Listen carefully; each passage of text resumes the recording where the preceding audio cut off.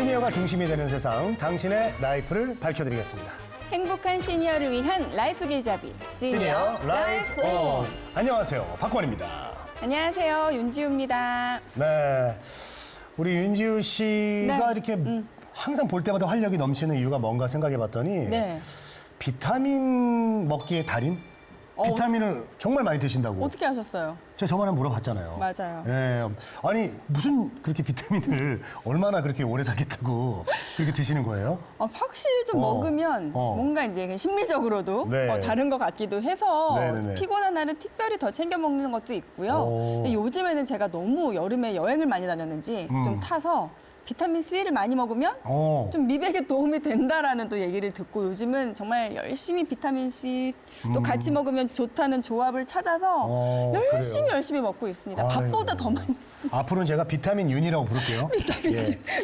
저는 이제 안 먹어요. 저는 아예 안 먹어요. 왜냐면 아예 안 드셔. 이제 안 먹다가 요즘 네. 이제 주변에서 하도 아예 통에다가 이렇게 막 몇 개씩 가지고 다니는 분들이 있더라고요. 하나씩 모아갖고 알죠? 통에다가 본인이요? 네, 저. 그래서 그걸 보고 나도 불안해가지고 이제 좀 먹어야 되겠다. 그래서 요즘은 뭐 조금씩 챙겨 먹고 있어요. 나이가 좀 있으시니까. 그러니까요. 진작 챙겼어야 되는데 그러니까요. 이제 나도 살아야겠더라고요. 살아야지. 자, 그런데 지금 이제 영양제 얘기하고 있는데 네. 우리 부모님들, 우리 어르신들은 정말 약봉지를 달고 사세요. 비타민이 아니라 진짜 예. 약봉지. 맞아요. 저희 어머니만 해도 이 약봉지, 비타민 무슨 이게 뭐 캡슐, 통이 그렇게 많은데 그 볼 때마다 마음이 아프죠, 저는. 이게 물론 좋을 수도 있는데 네. 약도 너무 많이 먹으면 독이 될 수 있다는 거 알고 계십니까? 그래요? 몰랐어요? 알아야 되는데. 그래서 오늘 이 시간에 예. 주목하셔야 합니다. 네. 지난 시간에 저희가 건강수명 5080 국민운동에 대해서 굉장히 좀 자세하게 알아보는 시간 가졌잖아요. 맞아요. 근데 오늘은 좀 더 범위를 집중해서 좀 약학 분야의 전문가를 모시고 이런 주제를 좀 나눠보겠습니다. 네. 노인의 건강수명을 지키는 약물 사용 최적화라는 주제로 이야기를 나눠보려고 합니다. 오늘 모신 분은요, 서울대학교 약학대학 이주연 교수님이십니다. 어서 오세요. 어서 오세요. 네, 안녕하세요. 반갑습니다. 환하게 피부부터 네. 미소부터 너무 그냥 화사하십니다. 저 가수 이선희신 줄 알았어요. 아유, 아니, 이현 씨도 미인이시고 훨씬 더 내리시고요. 미인이시고. 예, 본인 소개 한번 네, 해주시죠. 안녕하세요. 저는 서울대학교 약학대학의 교수이고 현재는 교무부학장을 맡고 있는 이주연입니다. 네. 저의 전공은 약학 중에서 임상약학인데요. 실제 약학의 전공은 이제 신약을 개발하는 쪽에 하시는 교수님들도 있고요. 또 그다음 또 다른 전공은 이제 약의 사용, 약에 이제 개발돼서 나온 약들을 사용하는 것들에 대한 연구를 하는 그런 쪽에 초점을 맞춘 게 이제 임상약학이라고 할 수 있습니다. 실제로 이제 저는 그 학교로 오기 전에는 서울대 병원에서 실제 약사로서 근무를 하면서 여러 실제로 간이식이나 항암 환자 이런 환자들 상담을 하면서 팀 의료를 같이 했고 환자 상담을 오랜 기간 해오기는 했었습니다. 근데 이제 학교에 와서는 실질적으로 약 사용과 관련된 약물을 어떻게 최적화 사용하느냐, 그다음에 약을 어떻게 안전하게 사용할 수 있는 이런 방안을 만드는 연구를 진행하고 있고 최근에는 노인에서의 약물과 관련된 위해가 어느 정도 되고 이걸 안전하게 사용하려면 어떤 것들을 좀 해야 하는가 이런 것들에 대한 근거를 만드는 그런 연구를 진행하고 있습니다. 벌써부터 지금 뭐 질문하고 싶은 게 그냥 네. 막 생각이 나는데 귀에 쏙쏙 들어와요. 오늘 너무 잘 오셨습니다. 오늘 감사합니다. 벌써 너무 기대가 되고 자, 그럼 오늘 바로 그냥 우리 질문 네. 한번 좀 드려봐야 될 것 같은데. 맞아요. 예, 예. 자, 어쨌건 뭐 이론적으로나 뭐 실무에서 현장에서도 정말 많은 그런 일들을 이제 경험들을 쌓아 오셨잖아요. 자, 그런 경험을 바탕으로 건강수명 5080 프로젝트에서 이 약사의 역할은 무엇일까요? 네네.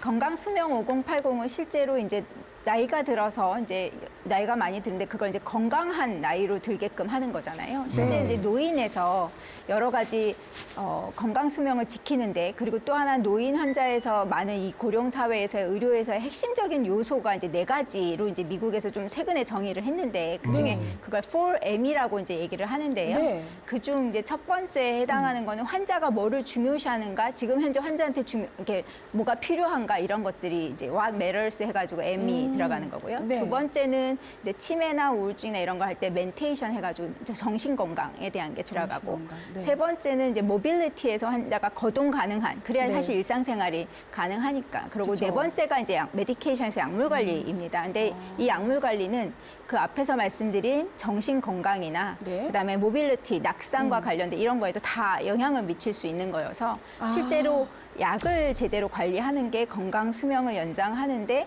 기초가 된다고 생각을 하고 있고요. 실제 약사들이 여기서 해줘야 되는 거는 앞에 제목에서도 말씀드렸지만 네. 이런 약물 사용을 최적화하는 거. 이제 환자분들은 이제 나이가 들고 하면 여러 가지 질병이 하나씩 둘씩 늘어간다는 거 아마 잘 알고 계실 네, 거예요. 그래서 네. 혈압도 생기고 당뇨도 생기고 관절염도 생기고 이제 그러면 이제 환자들은 이 병원에, 그러니까 당뇨병 때문에 이 의사 선생님을 만나고 고혈압 때문에 이 의사 선생님 만나고 그다음에 또 관절염은 또 다른 데 이렇게 가다 보면 약이 여러 봉투를 아까 말씀하셨듯이 하고 있잖아요. 네, 근데 네. 이제 이런 약들을 썼을 때 생길 수 있는 문제점, 그리고 이제 환자들이 아까 말씀하신 건강기능식품이나 비타민도 네. 먹고 또 일반 의약품으로 사 먹는 것도 이걸 종합적으로 다 관리를 해가지고 이게 이 약 간에서 서로 생기는 문제가 없는지 중복이 없는지 서로 부딪히는 이런 상호작용이 없는지 또 어떤 경우에는 약의 부작용 때문에 또 다른 환자가 다른 질병인 줄 알고 가서 또 다른 약을 받아오는 이런 것들을 전체 점검해주는 네. 그런 약물 관리를 통해서 약물 사용을 최적화하는 게 약사의 약학의 역할이라고 생각합니다. 와, 정말 그러니까 지금 예전 같은 경우에는 가서 약 잘 지어주시고 처방 받은 맞습니다. 대로 주시는 약사에서 이제는 전반적인 이런 약물을 다 헤아려 보고 네. 또 충돌이 없이 정말 네네. 최적화된 약물 사용. 그러니까요. 이 그 역할이 중에서도 되게 중요하네요. 그 많은 약 중에서도 최적의 약물을 찾아내는 네, 그래서 그런 아주 꼭 중요한 역할. 필요한 건 쓰고 필요 없는 거는 또 쓰지 않게 해주는 것까지 맞아요. 같이 들어가야 한다고 우리 생각하시면 일반인들은 그게 참 궁금하거든요. 네. 이거를 먹었을 때 내가 도움이 되는 건 참 좋은데 굳이 안 먹어도 되는 것도 내가 먹고 있는 게 아닌가 맞습니다. 그런 생각을 하고 있거든요. 예, 맞아요. 그래서 그런 아주 중요한 역할을 해주고 계시고. 네. 자, 그리고 이제 제가 앞서 오프닝 때도 얘기했지만 저희 어머님이 정말 약봉지가 많으세요. 제가 마음이 아파요. 저렇게 많이 드셔야 되나 꼭 이런 생각을 많이 하는데 나이가 들수록 늘어나는 건 주름살뿐만 아니라 이 약도 늘어난다. 이런 이야기가 있는데 네. 실제로 우리나라 어르신들 지금 현재 약물을 복용하고 있는 현황이라고 해야 될까요? 어느 정도입니까? 네. 이제 그런 이제 약을 얼마나 많이 쓰는지 이런 것들을 이제 국민건강보험공단에서 우리가 약 청구한 데이터를 가지고 이제 연구해서 알려주는데요. 네. 보통 이제 65세 이상의 노인에서 평균 사용하는 약의 개수가 5.3개 이 정도 되고 5.3 개. 5개 이상을 꾸준히 복용하는 사람이 한 80%에 가까이 된다는 게 있고요. 그다음에 이제 우리나라 국가가 OECD의 이제 통계를 잡는데 보고하는 게 있는데 그거는 이제 5개 이상을 그러니까 75세 이상의 노인이 5개 이상을 꾸준히 복용하는 환자의 수가 어떻게 되느냐 이제 이렇게 따졌을 때 한 60에서 70% 되거든요. 근데 그러면 이제 그게 OECD 국가 중에서는 많이 사용하는 쪽에 앞에 차지하고 있는 위치라고 보시면 되고요. 점점 10개 이상 쓰는 노인들도 굉장히 많이 늘어나고 있다고 보시면 됩니다. 실제 10개 이상이요? 5개는 이제 저희가 놀라지도 않는 숫자고요. 네. 10개 정도 쓰면 아 뭔가 여기에 문제가 없을까 그때부터 들여다보는 정도로 5개 이상 쓰는 경우는 상당히 많다. 아까 80%라고 생각하시면 되니까 실제인데 그렇게 쓸 수 있는 경우가 많이 있을 수 있습니다. 어휴, 생각보다 많이. 우리 저 80% 들어가시네. 우리 윤지우 씨는. 저는 이제 비타민만 10개가 비타민을. 넘는데 비타민을 10개를요? 저 괜찮나요? 저 괜찮나요? 저기요, 과다 다소 복용 들어봤어요? 많은 것 같습니다. 과다 복용이라고 들어봤어요? 근데 이게 한 번에 10개가 아니라 아침에 3개, 뭐 점심에 3개. 똑같습니다. 똑같은 몸 안에 거예요? 들어가서는. 아. 그렇죠. 10개나 드세요. 자, 어쨌건 이제 비타민을 잠시 우리가 배제하고 진짜로 비타민도 이제 뭐 과다 복용 좋지 않다고 말씀을 하셨고 진짜로 약을 정말 처방받은 약을 10가지 종류 이상 먹는다? 이제 이러면은 뭐 다제 약물이라는 그런 이제 굉장히 좀 주의가 필요할 것 같은데 일단은 이 다제 약물이라는 용어에 대해서 먼저 좀 정확하게 짚고 한번 넘어가 볼게요. 어떤 의미인가요?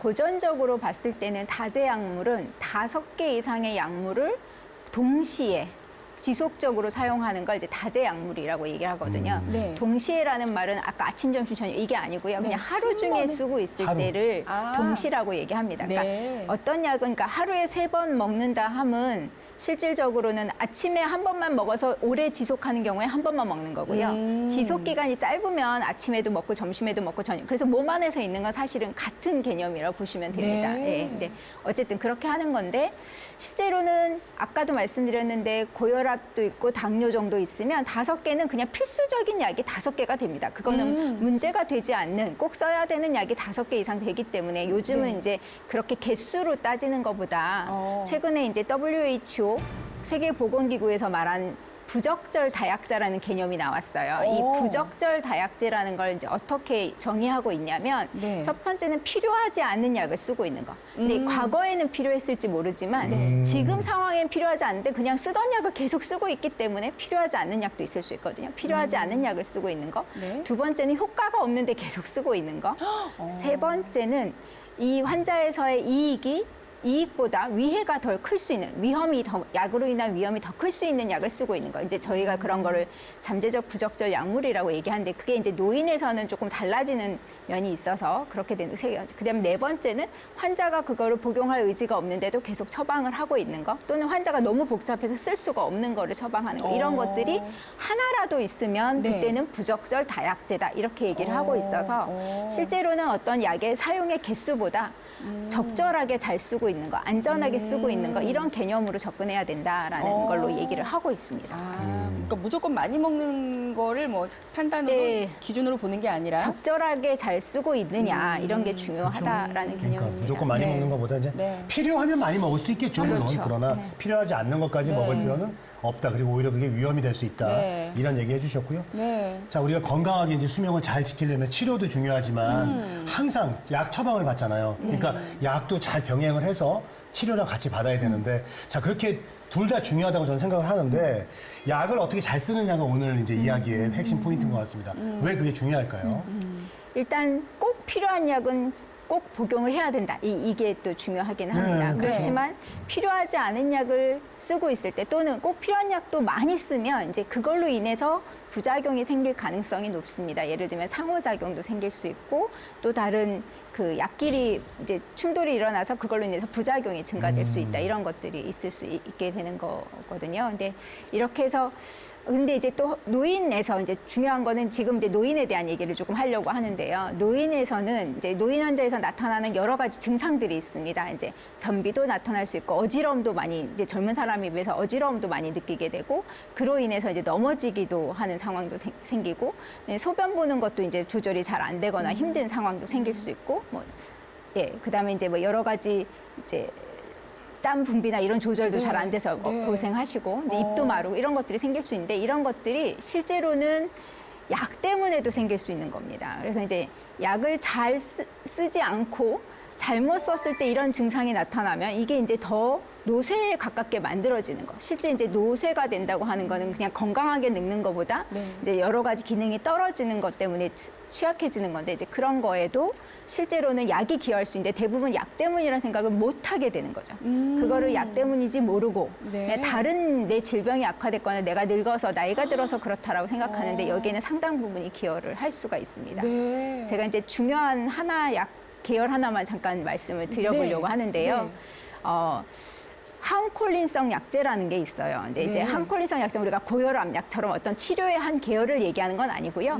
다양한 치료 계열에 있는 약의 한 특성으로 갖고 있는 거예요. 예를 들면 우리가 종합감기 약에도 그런 특성을 가진 약을 갖고 있고 네. 우울증 약에도 그런 걸 갖고 있고 우리가 알레르기 약에도 그런 특징을 갖고 있는 약도 있고 예를 들면 그 요실금에 쓰는 약에도 그런 특징을 갖고 있는 약들이 있고 아주 전반적으로 있을 수 있는데 이런 항콜린성 약은 그 약의 특징 때문에 앞에서 말했던 입이 마른다거나 그러니까 입이 노인들은 많이 말라 하시거든요. 근데 입이 마르게 하거나 변비가 생기거나 어지럽거나 또는 이제 그 심장에 이제 부정맥이 약간 오거나 뭐 이런 또는 이제 졸리거나 낙상이 되거나 이런 것들을 유발할 수가 있거든요.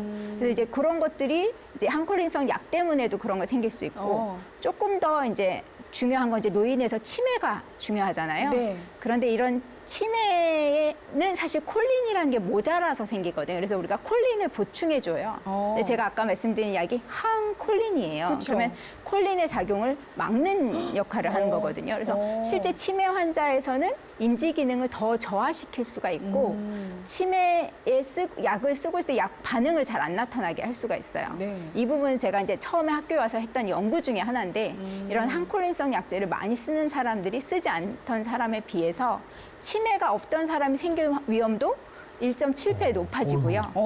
실제 치매가 이제 있어서 약을 치료한 사람이 다른 치료제로 변경하거나 용량을 늘려야 되는 경우 또는 이제 치매 환자의 합병증으로 선망 같은 게 오는데 이런 게 많이 오거나 이런 것도 약을 항콜린성 약물을 많이 쓴 사람이 더 위험이 높다는 거를 연구로서도 확인한 바가 있습니다. 그래서 이렇게 노인에서 중요한 뭐 낙상이나 치매 이런 것도 약하고 연관이 되어 있을 수 있다라는 거 때문에도 예, 중요하다고 생각합니다. 어떻게 잘 쓰는지가 중요하다. 그래서 그렇다고 항콜린성 있는 약들을 다 쓰면 안 되고 이런 건 아니고요. 그 중에서 먼저 불필요한 약을 먼저 찾아서 줄여주는 쪽으로 저희가 이제 가야 되는 부분이 있겠습니다. 그래서 어떻게 잘 써야 되는지는 중요한 것 같습니다. 주변에 이렇게 상담해 주실 분들이 좀 많이 좀 계시면 좋을 것 같은데 사실 뭐 물어볼 사람들이 맞습니다. 많지 않잖아요. 근데 예전에 어르신들은 그런 것 같아요. 요즘에 정보가 워낙 많으니까 막 검색해보고 알아서 조합하고 해서 먹기도 하지만 예전에는 어르신들이 약하면 좋은 거야 먹으면 낫는 거고 이렇게 좀 약간 맹신하시고 근데 신뢰하시는 부분들이 있잖아요. 맞습니다. 그럼 많이 먹으면 좋을 것 같다라고 또 생각하시는 분들도 계실 건데 이거는 정확히 또 아닌 거죠. 네. 그래서 아까 말씀드렸듯이 많이 먹으면 먹을수록 이게 약간의 상호작용 8개 이상이면 거의 100% 서로 상호작용이 있는 약을 먹을 가능성이 높다고 합니다. 그래서 상호작용이 많이 생기거나 부작용이 많이 생길 가능성이 있다라는 걸 염두에 두셔야 되는데 중요한 건 또 꼭 필요한 약도 반드시 먹어야 된다는 거.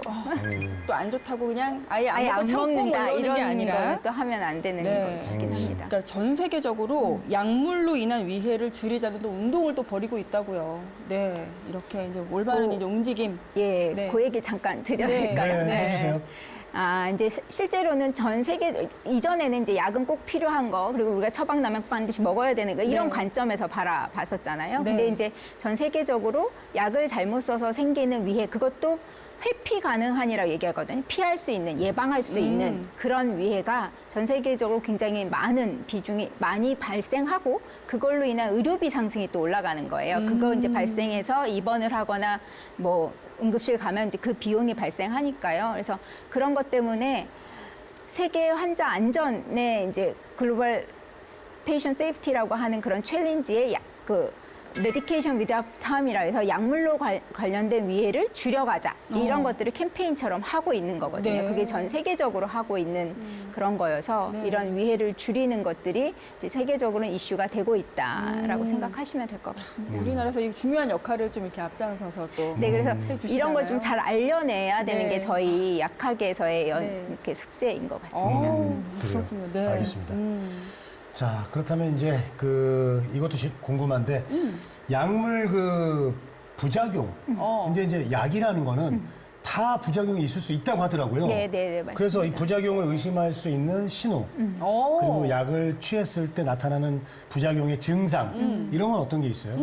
근데 이제 이게 약의 부작용이다 이 약마다 사실 다른 게 맞고요. 그게 네. 어떤 하나의 딱 신호처럼 있어서 그걸 느낄 수 있는 거는 아니라고 생각합니다. 그러니까 이 증상이 있으면 이건 약물 부작용입니다. 이렇게 딱히 말씀드릴 수 있는 게 사실 쉽지는 않거든요. 너무 이게 그렇게 딱 다양하니까. 목록화하기는 쉽지 않은데 네. 실질적으로 이제 새로 생기는 증상이 있으면 그리고 노인에서 많이 생기는 아까 앞에서도 제가 변비나 소변 보는 거에 이상이 생긴 거거나 이러면 이것도 다 약의 원인일 수 있어서 약 때문인가 이런 걸 한번 의심을 해볼 필요가 있고 그거를 한번 평가를 받아볼 필요가 있다라는 측면이라고 보시면 될 것 같고 또 하나는 질병이 진행되면서 만성적인 질병이 있는데 이제 이게 진행되는 것도 어떤 특정 약을 잘못 쓰면 갑자기 확 진행되게 만들 수가 있거든요. 그러니까 콩팥이 나쁘거나 심장이 나쁜데 어떤 약을 잘못 쓰면 그걸로 인해서 질병이 또는 파킨슨병도 진행이 더 될 수 있게 하는 약도 있어서 그런 경우에 또 약 때문인가라는 걸 의심을 해봐야 되는 거라서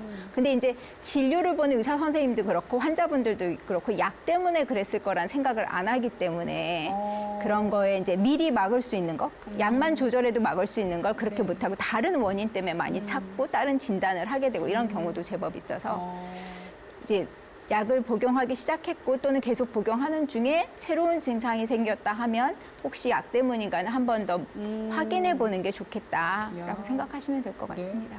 지금까지는 좀 약간 신뢰하고 먹었다면 이제부터는 좀 합리적으로 좀 판단을 해볼 필요가 있다. 네, 네. 근데 말씀을 듣다 보니까 정말 심할 경우에는 뭐 이런 경우도 있나요? 응급실까지 가야 될 정도로 좀 심각할 그쵸. 그런 상황이 만약에 발생을 할 수도 있다면 좀 구체적인 사례도 좀 듣고 싶어요. 네네. 실제로 응급실을 방문한 아까 이제 그 세계보건기구에서 약물로 인한 위해를 줄인다고 했을 때 약간 응급실 방문도 하나의 요소였거든요. 네. 그래서 저희 나라에서는 그럼 그게 어느 정도 될 것인가. 그래서 저랑 그다음에 각 4개 병원 그리고 건강보험 심사평가원에서 그걸 이제 같이 협력을 해서 연구를 진행한 게 있어요. 네. 그래서 4개 의료기관의 응급실에 이렇게 방문한 사례를 다시 이제 조사를 해보았을 때 그게 얼마나 약물과 관련성이 있었냐라는 네. 걸 봤을 때 실질적으로 약이 전적으로 원인이 되는 건 한 15% 정도가 그랬습니다. 꽤 큰 숫자이고요. 네. 꽤 큰 숫자고 실제 약이 기여했을 수도 있는 뭐 다른 원인도 있고 약도 원인이 될 수 있는 거 이런 거는 거의 3분의 1 정도를 차지했습니다. 그래서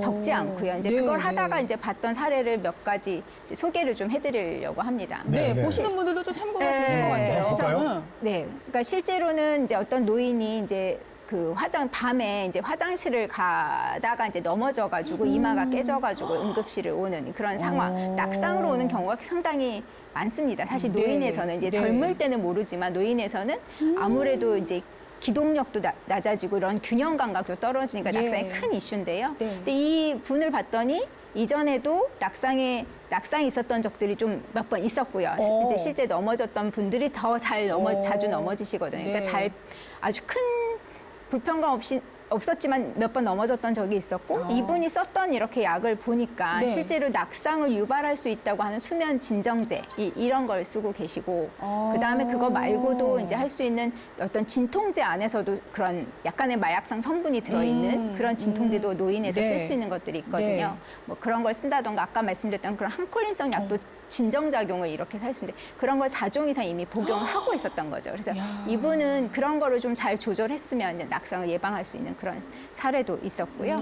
이제 그다음 또 생각나는 그런 사례는 환자분이 이제 고혈압이나 당뇨가 이제 오래 있으면 콩팥이 안 좋아져요. 고혈압 때문에도 콩팥이 안 좋아지고 당뇨병으로도 콩팥이 안 좋아져서 그걸 이제 저희가 만성 콩팥병이 온다고 얘기를 하는데 그런 네. 만성 콩팥병이 있던 분인데 이제 치과 치료를 하면서 소염 진통제를 이제 3일간 복용을 했는데 결국 응급실 온 사연은 숨이 차고 얼굴이 붓고 이런 걸로 왔거든요. 네. 근데 이제 그걸 조사해 보니까 그런 그 소염 진통제로 인해서 급성 신장 손상이 콩팥 손상이 나타난 거예요. 급성으로. 그러다 보니까 이제 물을 잘 못 거슬러내니까 몸에 붓고 그다음에 이제 숨이 차고 폐에도 물이 차고 심장에도 물이 차가지고 이제 이런 케이스가 있어서 그분은 이제 그것 때문에 입원하고 약을 끊고 회복이 돼서 다시 원래 만성 신장병은 있으면 그렇게 가기는 했었는데 원래 이렇게 만성 신장병이 있으면 소염 진통제면 사용하지 않는 게 좋겠다는 게 가이드에 잘 나와 있음에도 불구하고 이제 그런 것들을 미리 알지 못했기 때문에 예방하지 네. 못한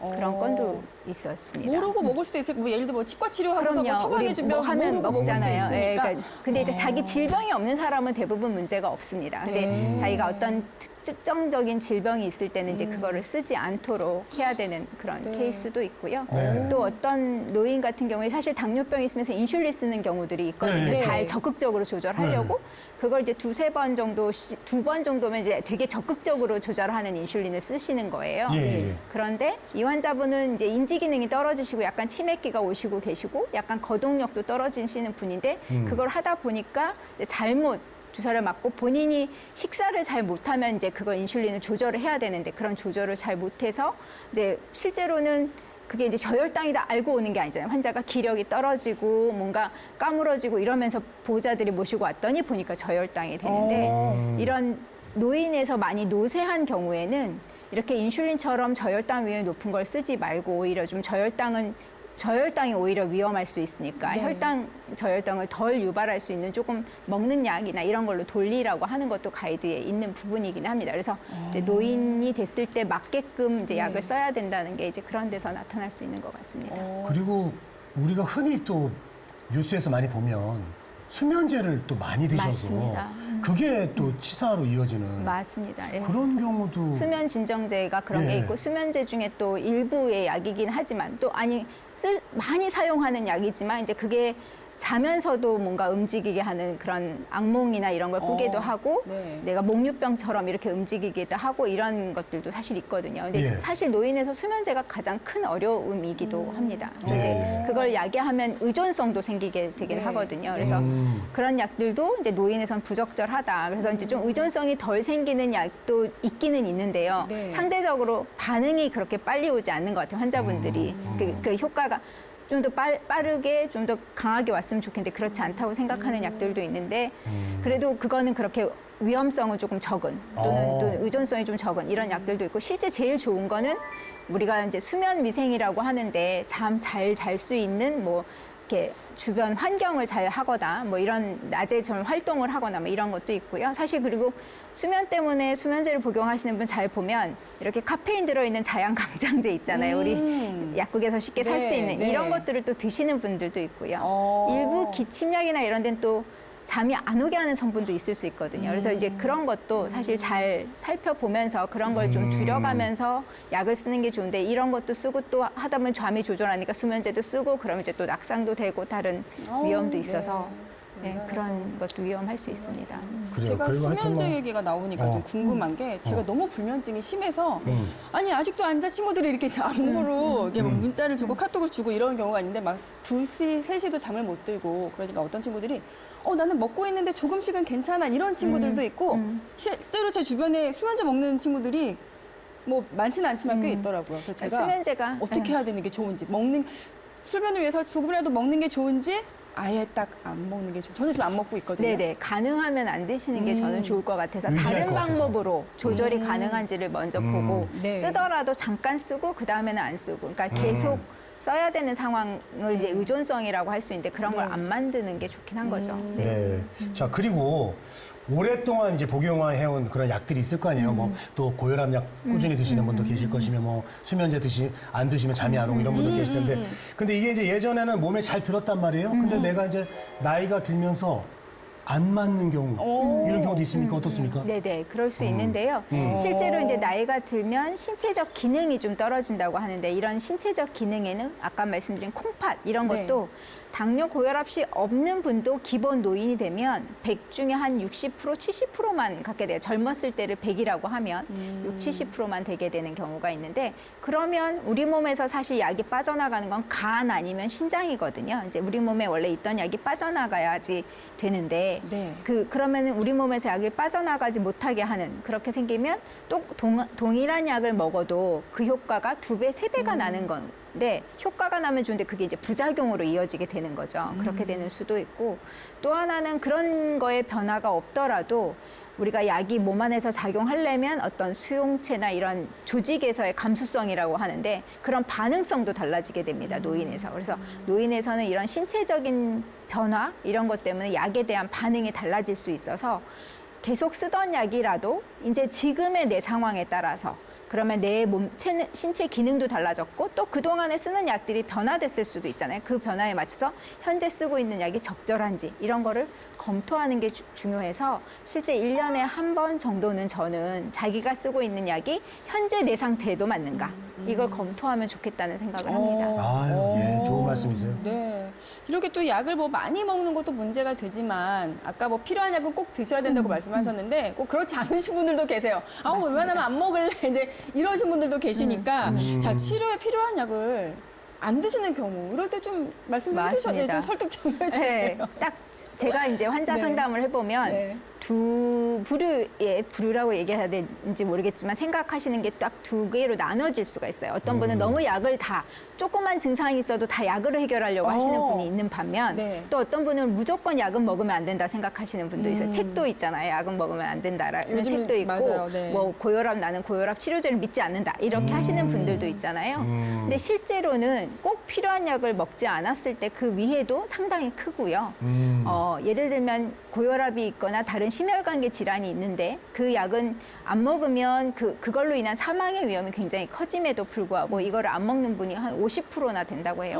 50%나 60%는 안 먹는 경우. 저는 실제 고혈압약도 제가 연구를 해봤는데 우리나라에서 네. 고혈압은 일단 시작을 하면 아주 특이하게 어떤 원인 때문에 생긴 경우 아니면 대부분은 지속적으로 약을 복용해야 되는 경우가 있는데 1년째쯤 이렇게 해봤더니 고혈압 치료제를 아예 안 쓰는 분이 40%나 되더라고요. 그러니까 60%만 지키고 있는 뭐 이런 통계가 있는데 문제는 이런 분들이 예를 들면 심근경색이나 다른 문제가 생겨서 사망하거나 입원하거나 응급실을 방문하거나 이런 경우에 5배를 더 높인다고 합니다. 아예 안 먹게 되면. 그 사회적인 비용도 꽤 커서 네. 실질적으로는 필요한 약은 꼭 잘 먹어줘야 된다는 것도 굉장히 큰 부분이라고 저는 생각하고 아까 말씀드렸던 우리나라 연구에서 응급실 방문 중에 약물 관련성이 있었던 거에 3분의 1은 과소하게 사용했던 거예요. 어떤 이유로든 환자가 잘 안 먹었다든지 아니면 필요한데 처방을 안 받았다든지 뭐 이런 것 때문에도 응급실 방문하는 경우가 있습니다. 실제로 이제 그런 예 중에 하나는 네. 이거는 이제 환자가 중단했던 사례이긴 하는데요. 예. 혈전이라는 질환 때문에 약을 복용해야 하고 있었던 부분이거든요. 그런데 이제 그 혈전이 있는 것이 어떤 다른 시술을 받으려면 출혈이 생길 수 있는 가능성이 있으니까 잠깐 멈추라고 했단 말이에요. 네, 근데 네. 그 멈췄다 다시 시작을 해야 되는데 시작하지 못해서 그걸로 인해 다시 혈전증 생기는 경우도 있고 어떤 경우에는 이제 뇌졸중인데 다시 뇌졸중이 재발하는 경우도 있고요.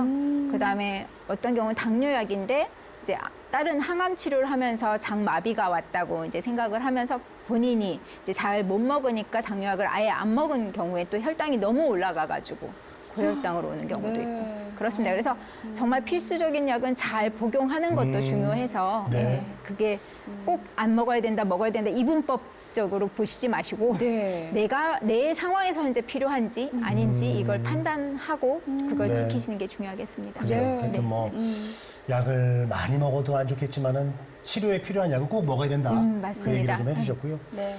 그리고 어디선가 이 디프레스크라이빙? 네. 네, 발음 괜찮아요? 네, 디프리스크라이빙 저희도 어려운 네, 얘기예요. 어려운 발음인데 이런 용어가 또 네. 여기 나오더라고요. 예. 약에 관련돼서 이것에 대해서 또 한번 네, 설명 네. 들어보도록 하겠습니다. 프리스크라이빙이라는 게 처방이라는 거라는 네. 거 아시죠? 프리스크라이빙이 처방인데 근데 D가 붙었어요? D가 붙였다는 건 프리스크라이빙에서 뺀다, 빠져라 이런 얘기거든요. 네. 줄여간다 이런 뜻인데 이게 한 그 2000년대 초반부터 나오는 얘기입니다. 이제 외국에서도 활발하게 얘기가 나오고 있는 건데 네. 실질적으로 이게 나오게 된 배경이 이제 노인에서 워낙 다양한 약물들을 많이 쓰고 있고 또 불필요한 약을 쓰고 있고 중복된 약을 쓸 수도 있고 이런 상황이다 보니까 약을 이렇게 잘 줄여가는 것, 끊는 것들이 오히려 건강을 지키는데 좋겠다라는 건데 요 디프리스크라이빙은 환자들이 임의로 약을 끊는 거랑은 좀 다릅니다. 환자한테 적절한지 적절하지 않은지 이 약을 빼도 되는지를 여러 가지 상황을 가지고 다 판단을 해서 네. 의료진과 환자가 협의를 해서 체계적으로 약을 줄여가는 그런 거를 디프리스크라이빙이라고 합니다. 실제로 이제 캐나다나 이런 쪽에서는 이 연구가 많이 되어 있고요. 네. 그런 거에 많은 대표적인 약들은 예를 들면 어떤 약들이 그런 디프리스크라이빙의 대상이 되느냐 이제 이런 거 보면 우리 위산 분비 억제제라고 해가지고 위장약 소위 네. 말하는 이런 약들이 그러니까 뭐 환자분들이 또 이제 우리나라 환자분의 약간의 특징인데 약을 먹으면 속이 불편할 것 같다고 생각을 해서 위장약을 같이 처방해 달라고 하시는 분들이 꽤 많고 한 번 된 위장약을 또 중단하지 않고 계속 드시는 분들이 있는데 이런 위장약도 장기간 썼을 때 위험들이 밝혀지고 있습니다. 골다공증을 유발한다던가 감염을 유발한다던가 뭐 여러 가지 아까 말씀드린 신장도 요즘에 콩팥도 나빠진다 이런 것들이 있어서 이런 것들을 체계적으로 줄여간다 또는 아까 수면 진정제를 줄여간다 뭐 이런 것들도 이제 나오고 있습니다. 그런 알고리즘이나 이런 것들도 많이 개발이 되고 있습니다. 아니 위장약은 무슨 약을 처방 받을 때마다 무조건 하나씩 맞아요, 들어가는 맞아요. 거고 저희 아이도 있는데 네. 아이도 뭐 감기 때문에 가면 꼭 이 위장약을 맞습니다. 그런 걸 넣어주니까 그냥 생각 없이 먹었는데 네. 그것도 괜히 한번 그래서 확인하고 필요한 기간 싶어지고. 짧은 기간 네. 그렇게 되는데 어. 이제 리핏 처방이라고 하는 것도 있고요. 환자분들이 또 필요해서 계속 처방을 해달라 하시는 분들도 사실 있습니다. 그러다 보니까 불필요하게 계속 들어가는 경우가 생기고 근데 계속 먹었을 때 이게 꼭 필요한 혈압약도 있는 반면 아까 네. 위장약 같은 경우에는 실제 위궤양이 있다고 하거나 이런 게 있어도 한 적절한 기간을 보통 2달 얘기하거든요. 그래서 네. 노인에서 2달 이상 먹어야 되는 경우는 소염 진통제 때문에 예방적으로 써야 되는 그런 경우 말고는 잘 없긴 하거든요. 근데 예방적으로 꼭 필요한 경우도 있어요, 위장약이. 그러면은 살짝 궁금한 걸 또 여쭤보면 처방을 받을 단계에서 위장약 꼭 필요한 거 아니면 빼달라는 이렇게까지는 안 해도 네, 짧게 쓰는 경우에는 안 해도 되고요. 아, 근데 이제 길게 두 먹는 군데서 양은. 쓰는 경우가 네. 있으면 양쪽에서 쓰는 경우가 많아요. 그렇죠. 중독이 이쪽에서는 되겠네요. 여기에서의 그냥 보호약으로 위장약을 쓰시고 네. 저쪽에서는 또 이렇게 쓰다 보면 그때는 이제 그런 것들을 이제 찾아내서 그런 거는 빼야 되는 거고. 그래서 와.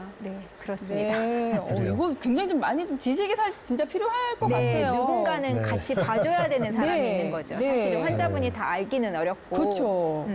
지금 씨뭐 개인 처방진 받으러 오신 것 같은데. 저는 일단 지금 예. 촬영 끝나고 지금 약사님은 좀 여쭤볼 개인 게 처방으로 좀 너무 많은데 아니 하시면 안 자 돼가지고. 이렇게 그러면 어르신들이 약물을 몸에 맞게 잘 드시려면 저는 의사와 약사 이제 협업이 굉장히 중요할 것 같다는 맞습니다. 생각이 듭니다. 실제로 이제 이런 협업이 어떻게 이루어지고 있고 또 어떤 부분이 좀 중요한지 이 부분을 좀 말씀해 주세요. 아니 그런 얘기 있잖아요. 뭐 치료는 의사에게, 약은 약은 약사에게. 약사에게. 그거죠.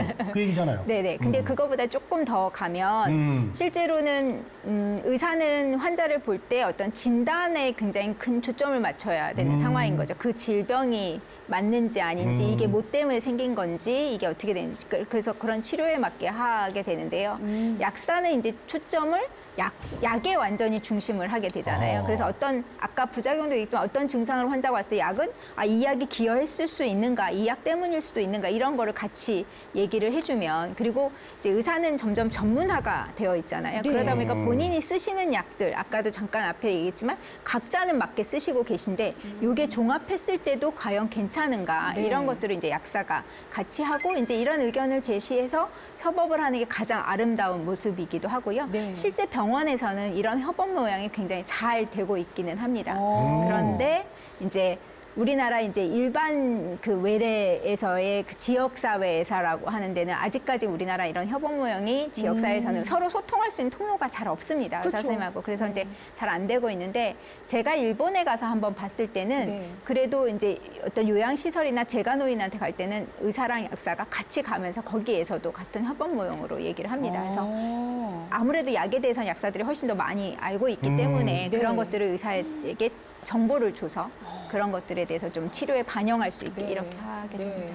제가 원하는 모습입니다. 네. 저도 이제 약을 장기적으로 복용하는 약도 있고 하다 보니까 관심이 좀 많은데 정말 장기적으로 많은 약물을 복용하시는 어르신들은 오죽하시겠어요. 맞습니다. 고민도 많이 되실 거고. 맞아요. 네. 그래서 잘못된 복용 관련해서 좀 기억에 남는 어떤 사례 있으면 말 나온 김에 좀 얘기해 주시죠. 네. 예, 제가 이제 서울대병원에서 이제 교수로 있으면서 이제 이런 다제약물 관리하는 이런 약사와 의사의 상담 모형을 이제 만드는 걸 2019년 정도에 시작을 했었거든요. 지금은 그래도 많이 발전이 돼 있어요. 많이 아산병원도 있고 몇 개 많은 병원에서는 이런 네. 모형을 좀 하고 있는데 그 당시에 이제 할 때 제가 직접 상담도 하고 약사들 코칭도 실제 진행을 했었거든요. 네. 이제 그때 만났던 이제 환자이기는 합니다. 이제 그때 처음에는 환자들 그래요. 다 복용하고 있던 건데 뭘 또 이렇게 새삼 얘기하냐. 그랬을 때 이제 환자분 상태가 달라지면 이런 약에 대한 거 검토가 필요합니다. 그래서 이제 붙잡고 얘기를 이제 환자랑 하면서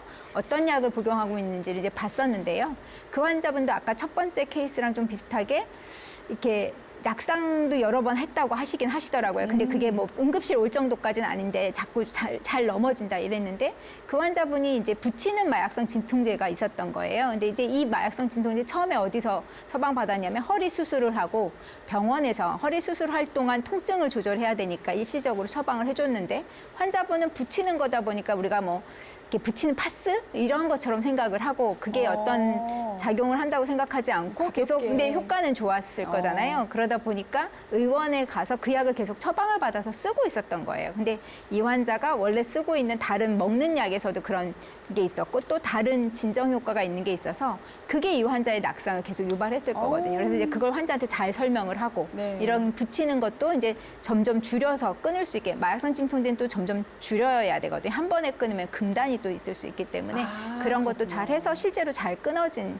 사례가 있었습니다. 그래서 왜 자기가 자꾸 넘어지는지 근데 큰 문제가 안 생기다가도 잘못 넘어지면 낙상은 독립성을 떨어뜨리거든요. 그렇죠. 그게 골절로 넘어지면 네, 정말. 그때부터는 누군가의 도움이 계속 필요한 그야말로 건강 수명이 딱 낮아지는 상태가 되는 거라서 그래. 그런 케이스가 인상에 남았습니다. 네.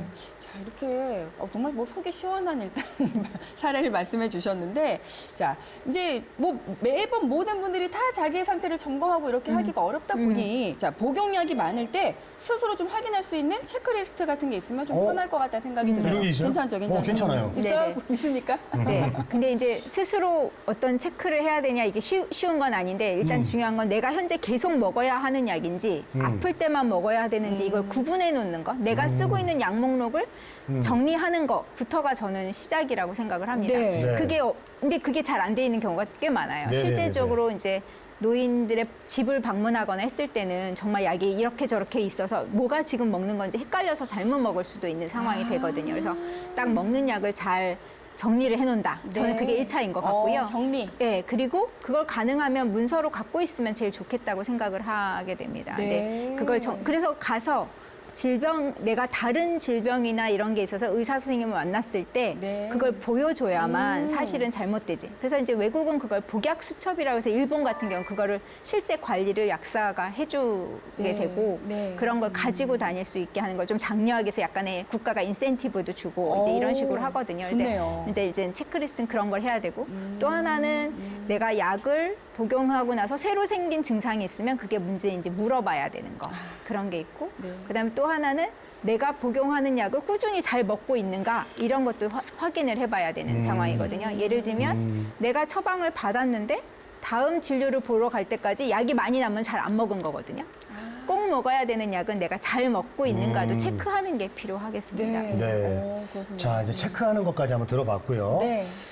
요즘 이제 기술이 발전하면서 이제 AI 이야기 많이 합니다. 네네네. 인공지능 디지털 기술, 이게 이제 노인 약물을 사용하는 데 있어서 관리에도 도움이 좀 많이 될까요? 네네. 어떨까요? 그래서 아까 양력을 관리해야 된다고 했는데 이제 이런 것들을 국가에서 좀 도움을 주기 위해서 내가 먹는 약 한눈에 이런 거 요즘에 약간 선전이 나오기도 하던데요. 광고가 나오기도 너무 하던데 좋네요. 너무 좋네요. 이렇게 처방 받았던 것들을 내가 이제 앱에 깔아서 그걸 볼 수 있게끔 하는 그런 것도 있고 그다음에 보건복지부에서 하는 나의 건강 기록 여기에는 이런 약뿐만 아니라 검사했던 기록 이런 것들도 있고요. 실제 큰 병원은 병원 앱에서 네. 그런 걸 제공하기도 합니다. 저도 네. 저희 아빠 모실 때 네. 그 검사가 궁금하잖아요. 뭐가 나왔는지. 그렇죠. 저는 그럴 때는 그런 검사를 그 앱에서 직접 보면 볼 수도 있거든요. 그래서 이제 그런 걸로 활용하는 게 이제 있고 그다음에 이제 AI까지 활용하는 이런 디지털 기술 이외에 넘어가는 건 지금 개발 중에 있기도 한데요. 네. 이제 어떤 이 환자가 드시는 약들을 쭉 이렇게 넣어주면 어떤 부작용의 위험이 높은 환자다 아니다. 그러니까 예를 들면 빨간색 신호등인지 녹색 신호등인지 이런 걸 해줄 수 있는 이런 것들이 이제 개발이 되고 있습니다. 실질적으로 이제 환자분한테까지 가기까지는 얼마나 걸릴지 모르는데 근데 이제 중요한 거는 그렇게 위험이 있다는 걸 안다고 환자분이 임의를 조절할 수 있는 건 잘 없습니다. 그쵸, 전문가가 그쵸. 아니기 네. 때문에 그런 위험이 있으면 전문가를 만나라 하는 그런 사인을 줄 수 있는 것만으로도 권고를. 그리고 복약 알람 이런 것들을 해주는 건 지금도 많이 있고요. 네. 근데 이제 중요한 거는 그렇다 하더라도 전문가랑 상담을 해야 한다라는 건 중요한 이슈인 것 같습니다. 아니 뭐 이제 뭐 보험이나 자산만 한 번에 확인할 게 아니라 이런 내가 양도 먹는 약, 맞습니다. 또 지금까지 먹었던 양력 이것도 사실 뭐 누적누적돼도 또 영향이 있을 네, 수 있으니까 그 한눈에 보는 건 제가 좀 어떻게 보면은 내심 기다리고 찾던 그런 게 아닌가. 지금 되어 있기는 합니다. 되어 있기는 너무 한데 좋네요. 조금 더 이제 미세하게 조정할 필요가 왜냐하면 환자들이 처방은 가져갔는데 안 먹고 있는 약도 있잖아요. 근데 그래서 좀 조금의 또 틀린 것도 있어서 누군가 전문가가 조금 터치는 해줄 필요가 있다는 생각이 듭니다. 네, 그렇군요. 자, 고령 사회 이제 심해지고 있습니다. 초고령 사회 들어갔고 그만큼 약물도 더 많이 쓸 텐데 예, 앞으로 이제 관리도 굉장히 중요할 것 같아요. 그에 따라서 그래서 약학 분야에서 이제 어떤 걸 노력을 좀 더 하셔야 될까요? 네네. 실제 이제 저희 쪽에서는 이렇게 국민들에게, 예. 그러니까 노인분들에게 약을 어떻게 사용하는 게 중요하다는 걸 홍보하는 거, 이제 이게 하나의 중요한 거고, 그다음에 제가 가장 하고 싶은 게 뭐냐면 여러 나라 사례는 이미 되어 있는데 이런 약물 관리를 이렇게 개인적으로 물어보기보다는 체계적으로 환자가 내 약을 관리받을 수 있는 그런 제도화가 만들어져야 되는 거거든요. 네. 그래서 일본은 이런 거를 그 나의 담당 약사 이런 제도를 정해가지고 그 사람이 관리를 해주는 거예요. 아까 복약수첩도 얘기했지만, 근데 네. 제가 이게 어떻게 이루어져요? 단골약국 복약상담 이렇게 되어 있는데, 제가 아까 하나를 잠깐 말씀 못 드렸는데 환자들이 해야 될 것 중에 또 하나는 처방은 진료는 여러 군데 받지만 사실은 약은 한 군데에서 약을 조제받는 게 더 낫습니다. 그러면 그 약국을 사실은 그 약사님은 이 환자의 여러 정보가 다 오니까 무슨 약이 서로 겹치는지 이런 걸 봐주실 수가 있거든요. 통합해서 한 번에 이렇게 그래서 일본은 지금 제도화해서 담당 약사가 있지만 우리나라는 제도가 없더라도 네. 환자분이 스스로 이렇게 한 군데 약국을 이용하면서 그 약사님에게 여러 가지를 봐달라고 하면 네. 예, 그러면 조금 더 전문가를 본인이 활용할 수 있는 네. 계기가 되고 불필요한 중복이랑 막을 수 있거든요. 그래서 이런 거 그리고 이제 이런 약물 검토 받는 걸 1년에 한 번 받는 걸 예를 들면 건강보험에서의 검진해 주듯이 거기에 특정 약을 많이 먹고 있는 노인만이라도 그런 약물을 검토받을 수 있는 이런 바우처나 이런 걸 제공하는 제도화 이런 것들을 하면 좋겠다는 게 저의 신념입니다. 그래서 이제 그런 너무 게 좋은 좀 것 되면 좋겠다. 이런 것들은 사실 일본 같은 경우 이미 이루어지고 있습니다. 이루어지고 있고 미국도 이루어지고 있고 영국도 이루어지고 있어요. 이제 우리나라도 좀 이제 초고령 사회가 됐잖아요. 그러면 이제 이런 거에 대비해서 그런 제도화도 잘 만들어져야 될 거라고 생각합니다. 그리고 우리 선생님 너무 말씀을 시간 가는 줄 잘해주시고. 몰라서 그냥 빨려 들어가가지고. 말 잘하는 약을 드신 거예요? 그거 아니에요? 예, 알겠습니다. 네. 자, 아니 말씀 사실 더 듣고 싶고 질문 드릴 것도 많지만 시간이. 이제 네, 마무리할 그래요. 시간이니까 맞습니다. 마지막으로 우리 네. 시청자분들께 네. 꼭 전하고 싶은 네. 말씀 있으시다면 네. 부탁드립니다. 건강 수명을 위해서 그리고 우리가 정말 다 같이 건강하기 위해서 약을 똑똑하게 적절하게 잘 복용하는 것이 중요합니다. 그래서 여러분이 약에 대해서 관심을 가지고 그다음에 약을 어떻게 잘 써야 하는가를 같이 고민하면서 약으로 인한 위해를 최소한으로 할 수 있게 되었으면 좋겠습니다. 네, 감사합니다. 자, 오늘은 건강수명 5080 국민운동 약학 분야, 우리 약을 좀 잘 써야지 우리한테 좋은 거니까 맞습니다. 좋은 이야기 참 많이 들은 것 같습니다. 오늘 네. 함께해 주신 우리 이주연 교수님 고맙습니다. 네, 감사합니다. 네, 아는 만큼 밝아지는 시니어 라이프. 저희 시니어 라이프원에서는 우리 시니어분들께 더욱 즐겁고 유익한 정보 전해드릴 수 있도록 열심히 노력하겠습니다. 네, 함께해 주신 시청자 여러분 고맙습니다.